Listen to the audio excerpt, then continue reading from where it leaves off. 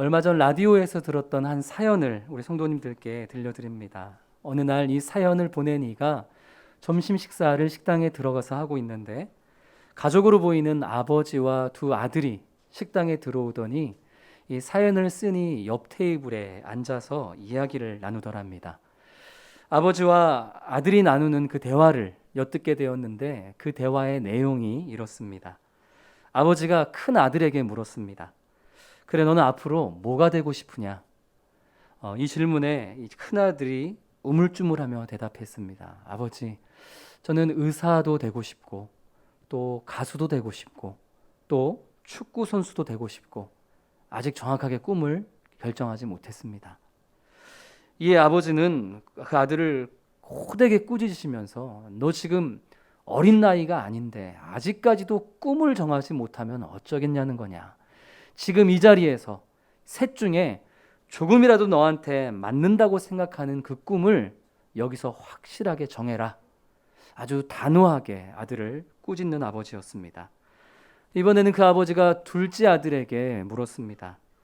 그래, 너 지난번에 그 고민하던 그 문제는 어떻게 잘 결정이 됐니? 이 질문에 둘째 아들도 자신 없이 우물쭈물하며 대답합니다. 아버지요, 그게 저는 민숙이도 좋고 정미도 좋아요. 민숙이는 예뻐서 좋고 정미는 착해서 좋고 둘 중에 한 명을 선택을 못하겠습니다. 이에 아버지는 마찬가지로 호되게 둘째 아들을 꾸짖으시면서 양다리는 안 돼.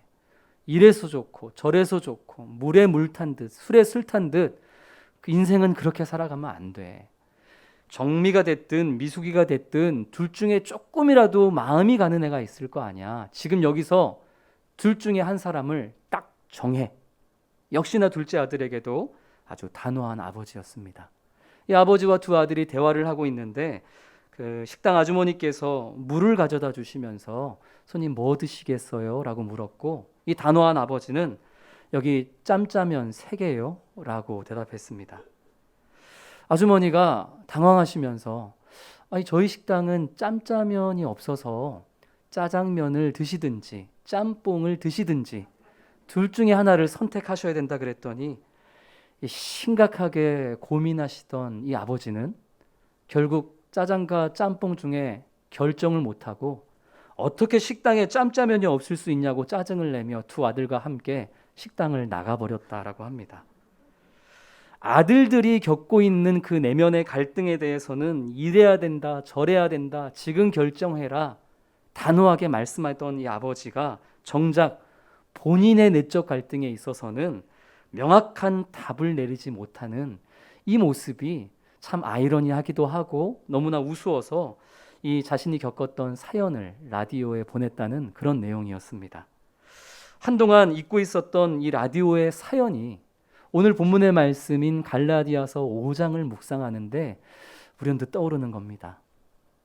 타인의 문제 또는 우리 주변에 있는 사회적인 이슈에 대해서는 나름대로의 분명한 입장이 있고 이래야 된다, 저래야 된다 조언도 하지만 정작 자기 자신이 감당해야 되는 이 영적 싸움에 있어서는 명확한 답을 내리지 못한 채 이도저도 아닌 짬짜면과 같은 애매한 타협점을 가지고 살아가는 것이 오늘 나의 모습이고 또 오늘 우리 그리스도인의 모습이 아닌가 하는 씁쓸한 생각이 들었던 거죠.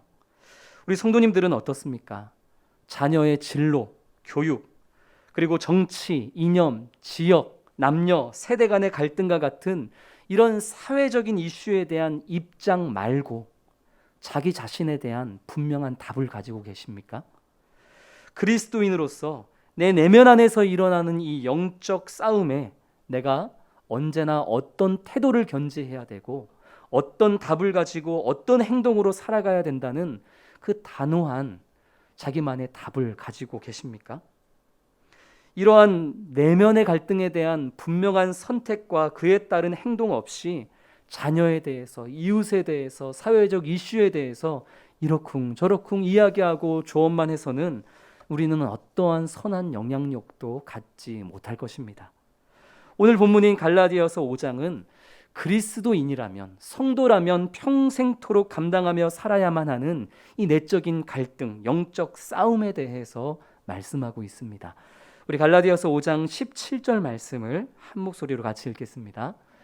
육체의 소욕은 성령을 거스르고 성령은 육체를 거스르나니 이 둘이 서로 대적함으로 너희가 원하는 것을 하지 못하게 하려 함이니라. 그리스도 안에, 성도 안에 무엇과 무엇이 서로 대적하며 싸운다고 말씀합니까? 육체의 소욕과 성령이 늘 서로 대적하는 것이, 그것이 성도의 내면에 일어나는 충돌입니다. 육체의 소욕이라는 것은 우리의 타락한 그 죄된 본성이 자꾸만 우리에게 요구하는 그 죄악의 모습들입니다. 이것은 당연히 우리에게 거룩한 새 본성을 주신 성령님이 우리에게 원하는 것과는 정반대에 있는 것이겠죠. 그래서 이 육체의 소욕이 우리에게 이렇게 하라고 속삭이는 것과 우리 안에 새 본성을 주신 성령님께서 이렇게 하라고 우리에게 말씀하시는 것은 늘 우리 내면에 충돌하고, 이러한 갈등과 이 내적인 영적 싸움은 죽을 때까지, 우리 주님이 오시는 그날까지 우리 안에서 계속 반복이 되어지는 것이라고 성경은 말씀하고 있는 것입니다. 로마서 7장에는 이러한 내적 갈등에 너무나 괴로워하고 있는 사도 바울의 모습이 분명하게 기록이 되어 있습니다. 로마서 7장 21절과 24절 말씀, 사도 바울이 하는 이야기인데요. 같이 읽겠습니다. 그러므로 내가 한 법을 깨달았노니 곧 선을 행하기 원하는 나에게 악이 함께 있는 것이로다. 내 속사람으로는 하나님의 법을 즐거워하되 내 지체 속에서 한 다른 법이 내 마음의 법과 싸워 내 지체 속에 있는 죄의 법으로 나를 사로잡는 것을 보는도다. 오라, 나는 공고한 사람이로다. 이 사망의 몸에서 누가 나를 건져내랴. 우리가 잘 아는 것처럼 다메섹 도상에서 주님을 만나 거룩한 새 사람이 되었던 사도 바울은 그 이후에 평생을 주의 복음을 증거하는 일에 또 수고하며 살았습니다. 그런 믿음의 사람이었던 사도 바울도 그 내면에 육체의 소욕과 성령 사이의 내적 갈등과 영적 싸움이 끊임없이 충돌하고 있었던 것입니다. 사도 바울은 매일매일 이렇게 치열한 영적 전쟁을 치러야만 하는 자신의 상황에 대해서 뭐라고 이야기하죠? 오라, 나는 곤고한 사람이로다, 이렇게 표현을 합니다. 그러나 사울의 이 표현이 비관적인 것만은 아닙니다. 왜냐하면 나날을 치열한 영적 싸움 속에서 살아가야 하는 것은 분명히 힘든 일이라는 것이 확실하지만, 하지만 사도 바울은 이 싸움에서 이길 수 있는 방법이 무엇인지를 알았고, 이 치열한 영적 충돌 속에서 내가 무엇을 택하고 어떻게 행동해야 하는지를 알고 있었기 때문입니다. 그렇게 매일의 치열한 영적 싸움 속에서 점점 더 많은 승리를 확보하고 쟁취해 나아가는 것, 이것이 바로 그리스도인이 주님 안에서 온전하게 되어지고 성숙해지는 과정, 곧 성화인 것입니다. 사도 바울은 자신이 경험했고 또 경험하고 있고 주님 오시는 그날까지 경험해야만 하는 이 영적 싸움과 그 싸움에서 승리함으로 성숙해져가는 그 과정을 이 갈라디아 지역에 있는 모든 교회와 성도들도 동일하게 겪어내기를 원하는 마음으로 지금 이렇게 편지를 쓰고 있는 것입니다. 성도는 오직 이 과정을 통해서만 하나님의 자녀라는 새 신분에 걸맞는 모습으로 변화될 수 있기 때문입니다. 지피지기 백전불태, 손자병법에 나오는 말이죠. 지피지기 백전백승이라고도 하는데요. 상대를 알고 나를 알면 100번 싸워도 위태롭지 않다. 100번 싸워도 100번을 이길 수 있다. 이런 뜻입니다. 우리가 피할 수도 없고 피해서도 안 되는 이 영적 전쟁에 참여할 뿐만 아니라 그 전쟁에서 승리를 쟁취하기 위해서는 우리 안에 서로 대적하는 이 육체의 소욕과 성령의 원하심이 무엇인지를 알아야만 하고, 더 나아가서 오늘 하루 내가 어느 쪽을 따라 살았는가에 대한 객관적인 평가가 있어야 합니다. 그러한 평가를 통해서 감사할 수 있고 또 그러한 평가를 통해서 나 자신을 반성하거나 회개하거나 나에게 필요한 도우심을 간구할 수 있기 때문입니다. 우리 오늘 본문 갈라디아서 5장 19절 말씀 같이 읽겠습니다. 육체의 일은 분명하니 곧 음행과 더러운 것과 호색과. 먼저 육체의 일이 분명하다 이렇게 표현합니다. 이 말은 우리가 육체의 인도를 받으면서 살아가고 있는지 아니면 오늘 하루 성령의 인도를 받으며 살아가고 있는지는 그냥 딱 보면 분명하고 명확하게 나타난다 이런 뜻입니다. 이제 살펴보게 될 이 육체의 일들과 성령의 열매들을 하나하나 차근차근 살펴보면서 최근에 나의 모습은, 나의 신앙의 상태는 과연 어떠했는가를 한번 객관적으로 평가해 보시기를 바랍니다. 19절부터 21절은 육체의 소욕, 곧 우리의 타락한 본성이 우리에게 무엇을 요구하는지, 그리고 이 육체의 소욕에 따라 살아가는 사람들에게는 어떤 모습이 나타나는지를 보여주는 말씀들입니다. 우리는 이것을 네 가지로 나누어서 살펴볼 텐데요. 육체의 소욕 그 첫 번째는 성적인 죄라고 우리는 구분해서 생각해 볼 수 있습니다. 육체의 소욕 첫 번째, 성적인 죄. 이것은 19절에 나와 있는 세 가지, 음행, 더러운 것, 호색, 이렇게 나눠볼 수 있습니다. 음행은 우리가 흔히 알고 있는 그런 육체적인 죄악들이죠. 불륜과 같은 것들입니다. 더러운 것은 육체적으로만 성적인 죄를 범하는 것이 아니라 내면의 부정함까지도 포함되는 그런 성적인 죄입니다. 마태복음 5장 28절에서 예수님은 분명하게 말씀하시기를 음욕을 품고 여인을 바라보는 자는 이미 그것만으로도 마음에 간음을 한 것이다 말씀하셨죠. 여기서 말하는 이 더러운 죄가 바로 육신으로만이 아니라 마음으로도 저지르는 그러한 성적인 죄를 뜻하는 그런 악행입니다. 호색 또한 절제되지 않는 그런 성적인 욕구에서 나오는 것들로 이 세 가지, 음행, 더러운 것, 호색, 이 모든 것들은 육체의 소욕에 따르는 자들에게 나오는 죄악의 모습들입니다. 육체의 소욕 그 두 번째는 종교적인 죄입니다. 20절에 나오는 우상숭배, 주술, 이것이 종교적인 죄에 속합니다. 육체의 소욕은 나 자신과 이웃에게만 범죄하게 만드는 것이 아니라 결정적으로 하나님에 대해서 범죄하게 만듭니다. 우상숭배와 주술은 하나님이 아닌 다른 신, 하나님이 아닌 다른 방법으로도 충분히 잘 살아갈 수 있다라고 믿게 여기는 거짓 욕망입니다.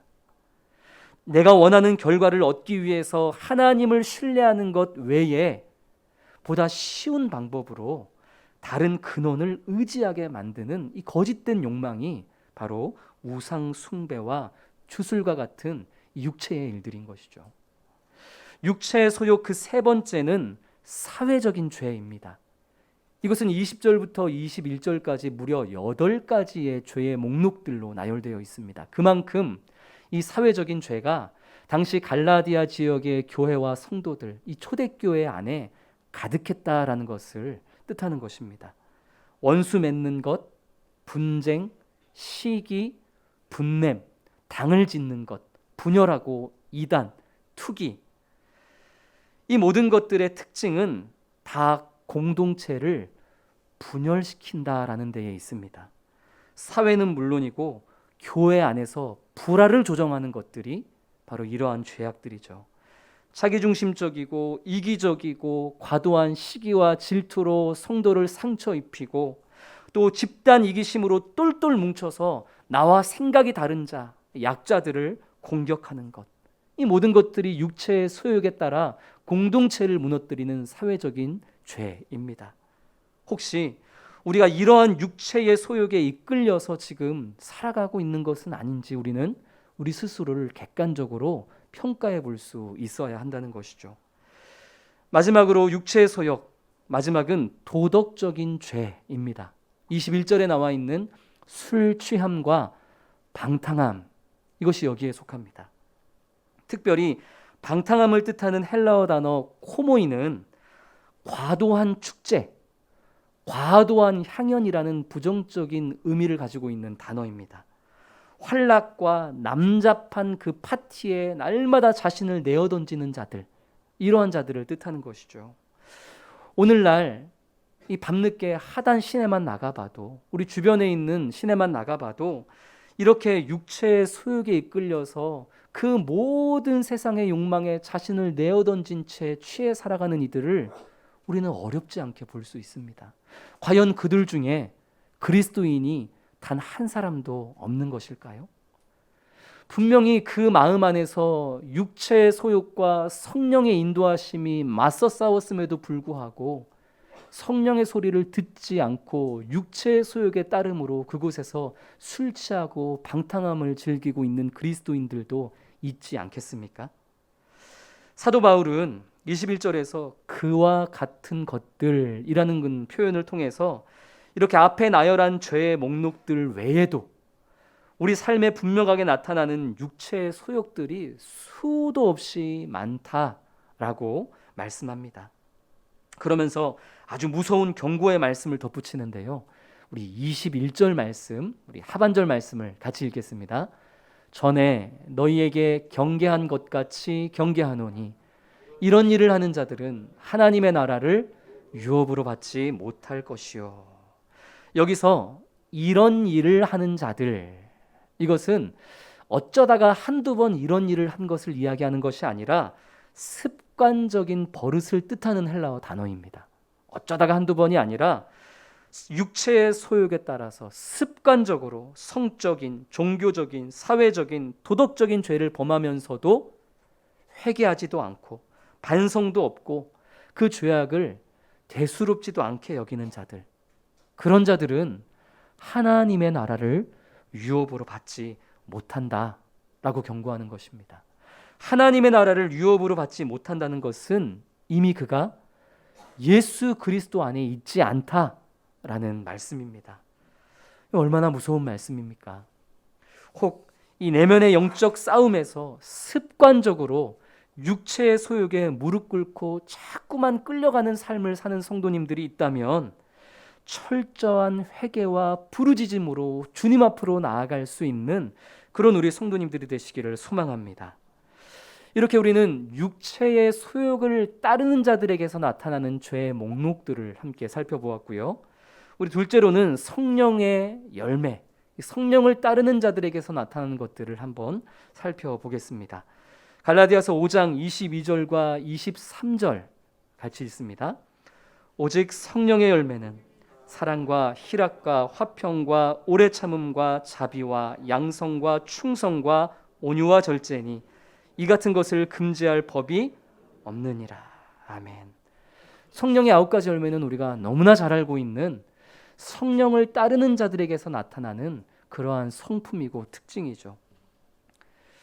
이 성령의 9가지 열매를 지금 설교가 진행된 지 한참 된 것 같은데 또 하나하나 언제 다 살펴보려나 지금 근심과 걱정이 가득한 우리 성도님들의 마음이 막 느껴지는 듯합니다. 그래서 이 성령의 열매를 하나하나 살펴보진 않고 성령의 열매 이 공통적인 특징만 한번 살펴보겠습니다. 먼저 성령의 열매, 이 열매를 뜻하는 헬라어 단어 카르포스라는 단어는 단수입니다. 성령의 열매가 몇 개죠? 9개입니다.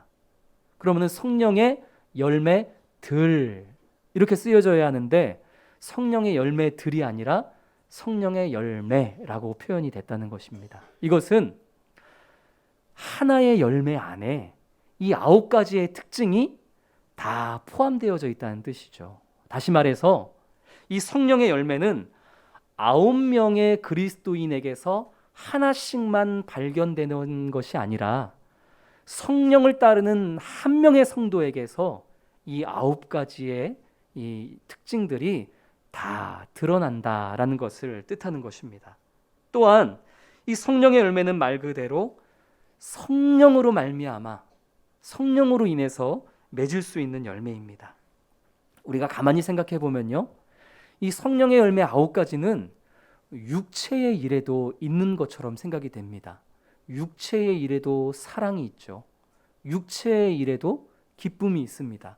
육체의 일에도 화평이 있고 오래 참음이 있습니다.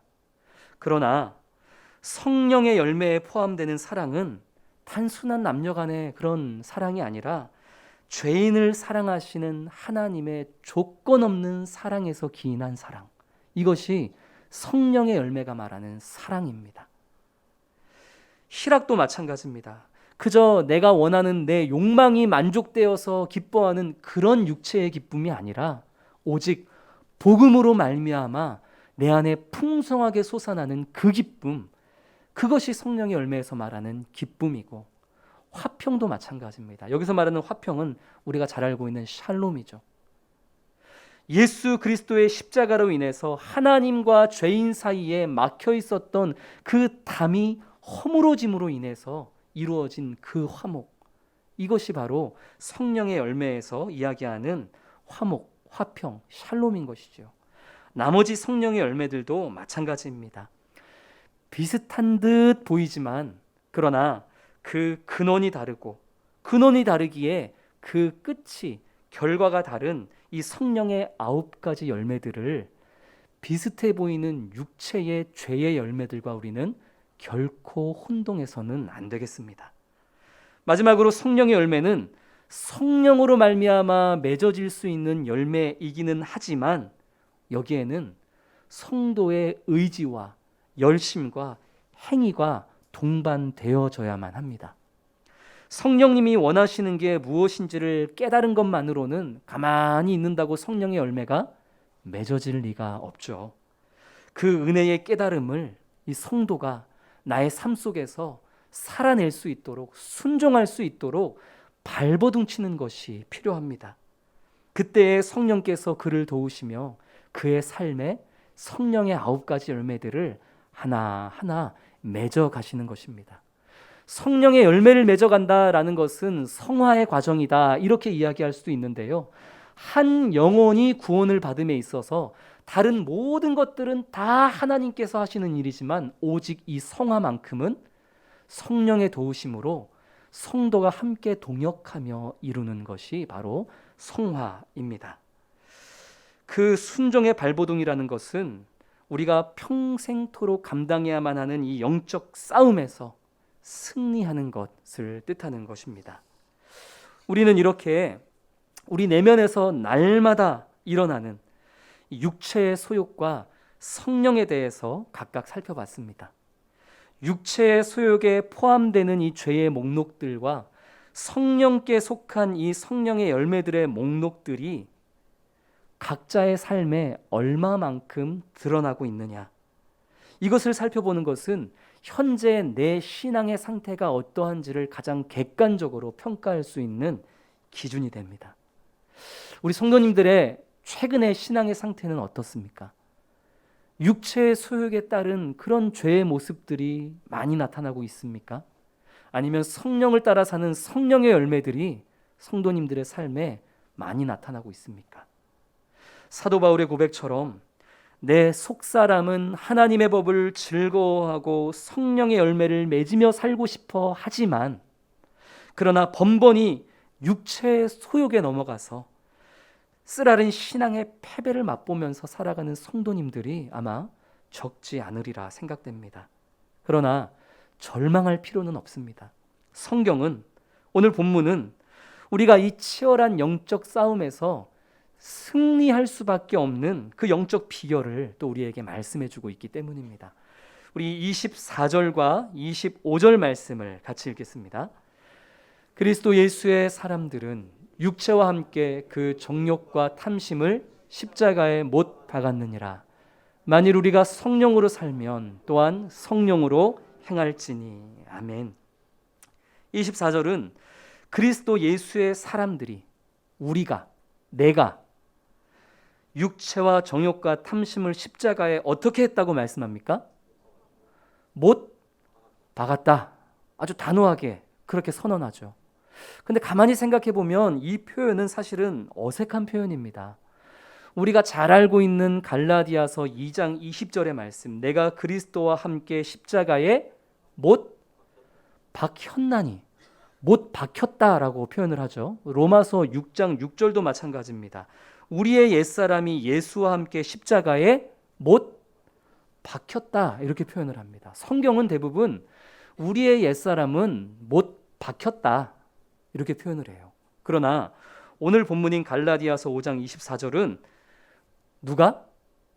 예수의 사람들인 내가 십자가에 이 육체와 정욕과 탐심을 어떻게 했다고요? 못 박았다라고 아주 강력하고 단호하게 선언합니다. 이것은 우리가 죄에 대해서 이처럼 단호하고 타협이 없는 적극적인 태도를 취해야만 한다는 것을 우리에게 강조하는 표현입니다.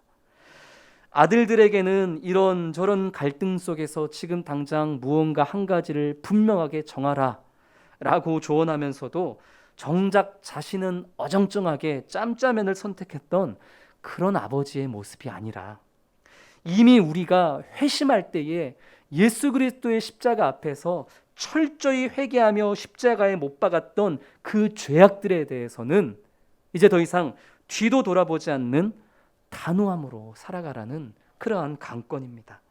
마치 육체와 정욕과 탐심을 십자가에 못 박은 것은 나는 모르는 일이라고, 내가 한 일이 아니라고 이렇게 뒷걸음치는 비겁한 모습으로 타협하지 말라는 것입니다. 사람이 유도리가 있어야 된다 이런 말이 있죠. 그러나 이 말은 적어도 우리 신앙에 있어서는 결코 통용되어져서는 안 될 말입니다. 있을 유, 이끌 도, 영리할 리. 그래서 유도리인 줄 알았더니 제가 찾아보니까 유도리는 그냥 융통성을 표현하는 일본어 단어였더라고요. 저는 어제 알았는데요. 어쨌든 이러나 저러나 유도리는 별로 안 좋은 것 같습니다. 우리 내면에서 육체의 소욕이 일어나서 나를 유혹할 때에 그때는 항상 그 반대편에서 성령께서 일어나 그 육체의 소욕과 대적하십니다. 문제는 우리 안에서 육체의 소욕과 성령이 대적할 때에 우리가 쓸데없는 신앙의 유도리를 발휘하고 만다는 것입니다. 적당한 거룩과 너무 과도하지 않는 죄 정도 사이에서 유도리 있게 타협을 보고 그것이 유도리 있는 신앙 생활이라고 이야기를 합니다. 불륜을 저지르긴 했는데 내가 그리스도인이기 때문에 육체적인 관계까지는 가지 않았다. 내가 재미로 점집에 가서 운세를 그냥 자주 보기는 하는데 그러나 내가 그리스도인이기 때문에 딱히 그것을 믿지는 않는다. 내가 그리스도인으로서 용서하는 삶을 살기는 하겠지만 그러나 그가 내 앞에 와서 무릎 꿇기 전까지는 용서할 수 없다. 이것이 우리가 흔히 저지르는 신앙의 유도리입니다. 이것은 이미 육체의 소욕에 넘어가 버린 결과라는 것을 우리는 냉철하게 인정해야만 하는 것이죠. 그래서 우리는 십자가에 이미 내가 못 박아 버렸던 그 육체와 정욕과 탐심을 이제 자꾸만 두려워하지 말고 되돌아보려 하지 말고 끄집어내려 하지 말고 그것들을 그 십자가의 자리에 그냥 못 박은 채로 내버려 두어야만 합니다. 우리가 십자가에 못 박은 그 죄는 이미 십자가에 못 박혀 있는 상태이기 때문에 점점 그 영향력을 잃어갈 것이고 결국은 그 죄는 소멸되어져 버리고 말 것입니다. 그런데 왜 힘도 쓰지 못하고 소멸되어져 버릴 그 십자가에 매달려 있는 죄에 우리가 두려워하고 자꾸만 그 뜻에 겁먹고 따르며 산다는 말입니까? 그럼에도 불구하고 이 죄의 유혹이 너무나 강력하기 때문에 이 죄악을 이겨내는 것은 사실 혼자만의 힘과 의지로는 어렵습니다. 그래서 사도 바울은 25절에서 혼자 싸우지 말고 누구와 함께 싸우라고요? 성령으로 살고 성령으로 행하라 라고 권면하고 있습니다. 이미 16절에서 성령을 따라 행하라. 그리하면 육체의 욕심을 이루지 않을 수 있다라고 권면한 바 있습니다. 사랑하는 성도 여러분, 이미 우리 안에 내주하심으로써 우리를 늘 바른 길로 인도하시고 선한 길로 인도하시고 승리의 길로 인도하시는 성령님께 귀 기울이시는 성도님 되시기를 축복합니다. 그러나 세상의 분주함 속에서 정신을 잃고 놓고 살아가다 보면 성령의 소리는 들리지 않고 작고 익숙한 그 옛사람의 소리, 이미 우리가 매달아 놓은 그 십자가에 달린 죄의 소리들만, 육체의 소리들만 크게 들리고는 합니다. 그래서 우리에게 이 성령의 소리에 집중해서 귀 기울일 수 있는 말씀 묵상과 기도의 시간이 필요한 것입니다.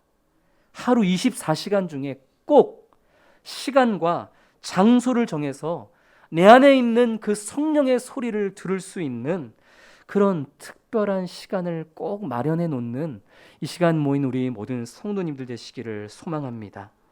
그렇게 할 때에만 우리는 육체에 익숙한 소리가 아니라 우리 안에서 역사하시는 성령의 인도함의 소리를 명확하게 보고 들을 수 있고, 그 인도하심에 따라서 우리의 의지와 우리의 열심과 우리의 순종을 드리며 나아갈 때에 우리는 이 숱한 치열한 영적 싸움에서 습관적인 승리를 맛보며 살아가는, 그렇게 주님을 닮아가는 주의 백성들이 되어질 것입니다. 말씀을 맺겠습니다. 우리 주님이 오시는 그날까지 끊임없이 계속될 이 육체의 소욕과 성령의 영적 싸움 속에서 더 자주, 더 많이, 습관적으로 언제나 이겨내는 승리를 맛보고 쟁취하는 우리 모든 성도님들 되시기를 축복합니다. 오직 성령의 인도하심에 따라 행하시는 성도님 되시기를 축복합니다.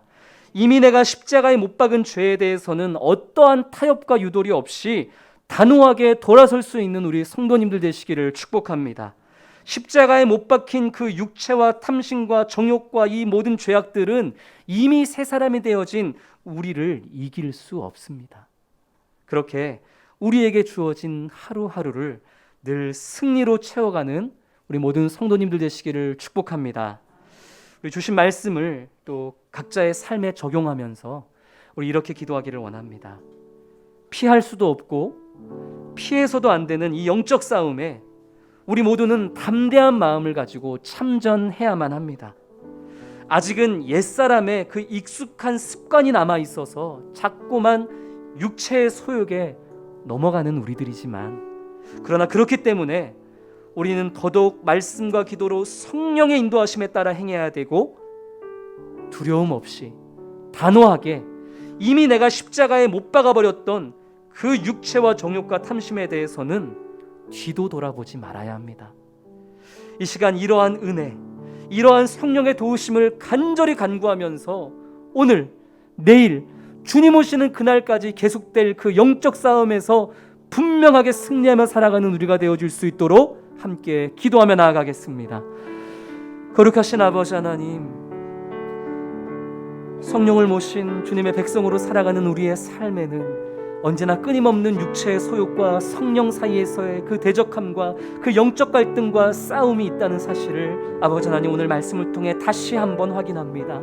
아버지, 피할 수 없고 피해서도 안 되는 아버지 하나님이 영적 전쟁에 우리가 늘 담대함으로 참전하고, 또 아버지 하나님 담대함으로 참전할 수 있는 것은 아버지 하나님 우리가 성령의 인도하심에 귀 기울이며 그 인도하심에 순종함으로 말미암아 승리할 수밖에 없는 존재임을 아버지 고백하고, 아버지 하나님 우리가 이미 십자가 예수 그리스도 안에서 못 박아버린 그 육체와 정욕과 탐심을 두려워하지 아니하고, 그것을 아버지 하나님 자꾸만 아버지 주여 또 끄집어내려 하는 것이 아니라 그것들을 못 박힌 채로 더 이상 아버지 하나님 주여 그 영향력을 잃어가고 우리를 아버지 하나님 해할 수 없는 그 죄악에 아버지 맞서서 담대함으로 나아가는 우리 성도들이 되어줄 수 있게 하여 주시옵소서.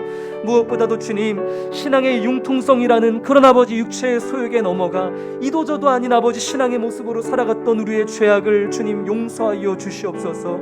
단호하게 참으로 아버지 그리스도인답게 하나님의 백성답게 그렇게 아버지 하나님 묵묵함으로 아버지 하나님 담대함으로, 그런 아버지 하나님 주여 분명한 세상과 구별되어지는 모습으로 아버지 하나님 주여 우리에게 주어진 시간과 삶을 살아내며 그렇게 하나님의 나라를 아버지 굳세게 확장하며 나아가는 이 자리에 모인 우리 사랑하는 모든 성도들이 되어줄 수 있도록 아버지 하나님 은혜를 베풀어 주시옵시고, 그러한 담대한 담대한 믿음으로 매일매일 계속되어질 아버지 이 숱한 영적 싸움에서 날마다 습관적으로 승리를 맛보며 그렇게 승리함으로 아버지 주 예수 그리스도를 닮아가며 하나님의 형상을 회복해 나아가는 우리 모든 성도들이 되어줄 수 있도록 주 아버지 하나님 은혜를 베풀어 주시옵소서. 거룩하신 주 예수 그리스도 이름으로 기도드립니다. 거룩하신 아버지 하나님, 주 예수 그리스도를 믿고 따르는 성도로서 피할 수도 없고 피해서도 안 되는 우리 내면의 영적 싸움에 이 모든 성도들이 언제나 담대함으로 참전하여 싸워 이기는 그런 유익을 맛볼 수 있도록 은혜를 허락하여 주시옵소서. 여전히 우리의 옛 습관이 남아있어 자꾸만 그 육체의 소욕에 넘어가 버리고 마는 연약한 우리들이지만, 그러하기에 더욱더 말씀과 기도에 집중하여 성령의 인도하시는 음성을 듣고 볼 수 있게 하시고 그 성령의 깨닫게 하시는 뜻에 순종함으로 말미암아 성령의 열매를 맺으며 살아가는 우리 모든 성도들이 되게 하여 주시옵소서. 육체와 그 정욕과 탐심은 예수 그리스도와 함께 우리가 이미 십자가에 못 박은 줄로 믿습니다. 이미 십자가에 못 박혀 있기에 그 힘을 점점 잃어가고 결국은 소멸되어져 버리고 말 그 죄악의 모습들에 우리가 두려워하지 말게 하여 주시고 그 모든 죄악의 유혹에 단호히 돌아서고 타협하지 아니하며 거룩한 주의 백성들로 담대히 살아가는 오늘 이 자리 모인 우리 모든 성도들이 되어 늘 승리의 삶으로 거룩함으로 나아가는 우리 성도들 되게 하여 주옵소서. 예수 그리스도 이름으로 기도드립니다. 아멘.